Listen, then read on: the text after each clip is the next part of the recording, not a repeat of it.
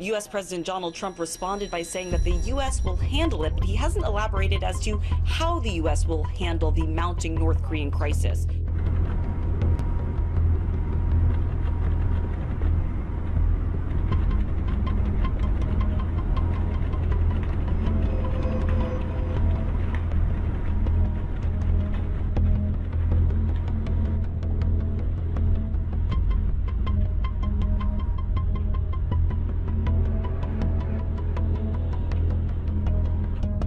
Looking to China has been the cornerstone of President Trump's policy in terms of dealing with North Korea, but it now seems that China and the U.S. are farther apart than ever when it comes to working together to put an end to this growing crisis.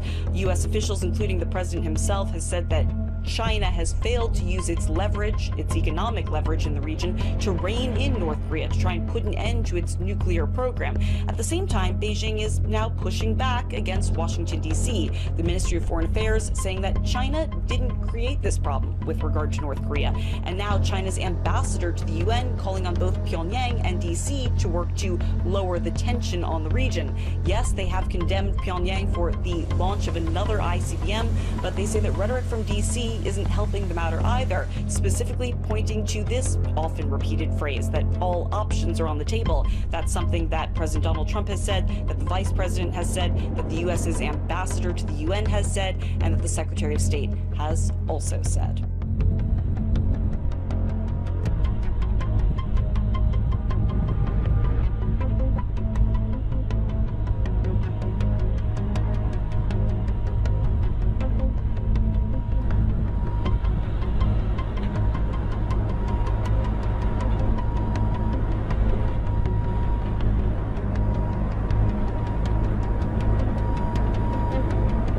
Meantime, the time for talk is over. UN Ambassador Nikki Haley sending a clear message to North Korea following the rogue regime's latest nuclear test. China and Russia also putting their own military might on display, looking to catch Washington's attention.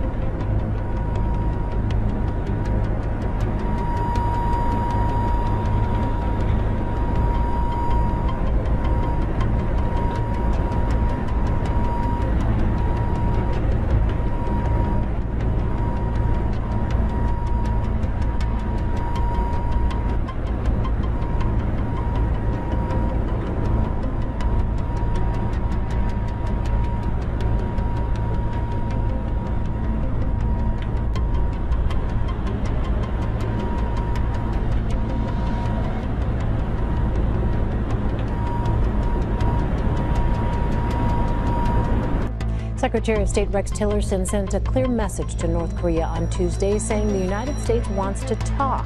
The United States will test an intercontinental ballistic missile less than a day after that announcement. North Korea conducted its own successful missile launch on Friday night. That missile landed in the Sea of Japan, close to where an Air France passenger plane had flown minutes earlier.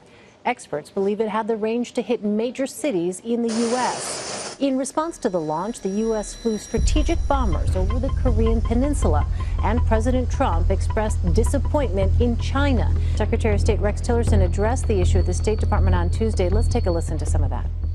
We have reaffirmed our position towards North Korea, that what we are doing, we do not seek a regime change. We do not seek the collapse of the regime. We do not seek an accelerated reunification of the peninsula. We do not seek an excuse to send our military north of the 38th parallel. And we're trying to convey to the North Koreans, we are not your enemy. We're not your threat, but you are presenting an unacceptable threat to us.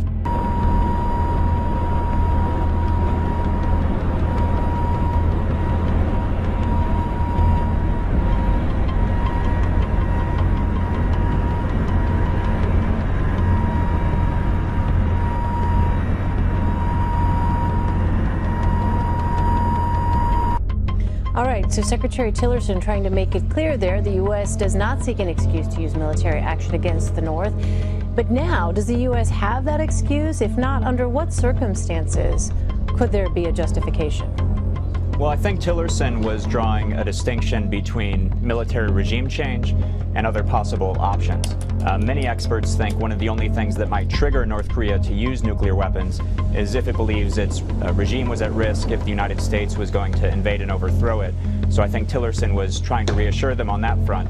But serious experts in Washington now are talking about other possible options of using our missile defenses to intercept the next North Korean missile test. And some are even talking about conducting strikes in North Korea on the next North Korean tests. If North Korea actually attacked the United States or its allies, I think there should be little doubt that the United States would have an overwhelming and effective military response. Well, what would be the risks for an attack on the North? Well, North Korea has one of the more capable militaries on Earth. We think that they have nuclear weapons, possibly already capable of reaching U.S. allies and bases in the region. They have large amounts of artillery on the border that would be capable of holding at risk Seoul and U.S. forces there, the major city of a U.S. ally. And they have a large standing army, so a major war with North Korea could be the largest war the United States has been in since the last Korean War 60 years ago.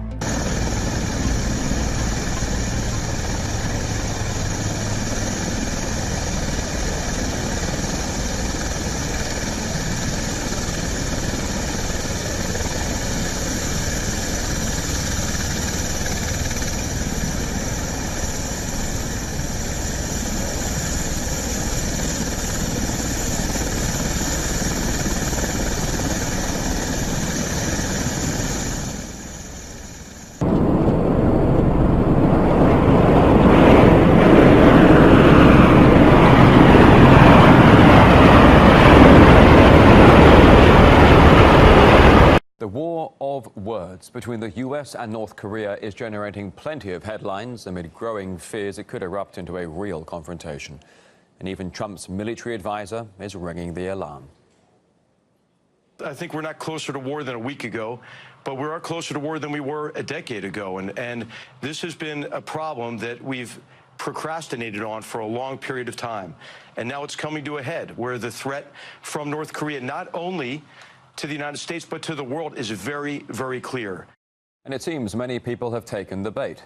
Google searches in the US for how to survive a nuclear attack are outtrending classics like how to get rich and how to be happy. And the media is certainly helping to stir things up. People begin weighing their disaster plans. Nuclear warhead, it could land in Hawaii in 20 minutes. This is an existential threat to the United States. Additional information on radiation from a potential nuclear blast. So where does that leave us now? Well, only a few days into Trump's verbal spat with Kim Jong-un, a survey showed almost 80% of Americans believe North Korea is capable of launching a missile that could hit the US. And that's despite many experts saying Pyongyang's weapons are not sophisticated enough to achieve that. RT's Daniel Hawkins has been taking a look at who actually benefits from all this scaremongering. The higher the tension, the hotter the rhetoric. We've certainly had no shortage of that in recent days. But who stands to gain from this war of words? Well, Donald Trump, for one. The US president has kept busy sounding military drums against North Korea. They will be met with fire and fury. It's not a dare, it's a statement. Maybe it wasn't tough enough. And it's tough talk like this that brought him newly found popularity. According to one poll, Trump's approval ratings jumped to 45% on the back of those comments. Next on the list, the North Korean army.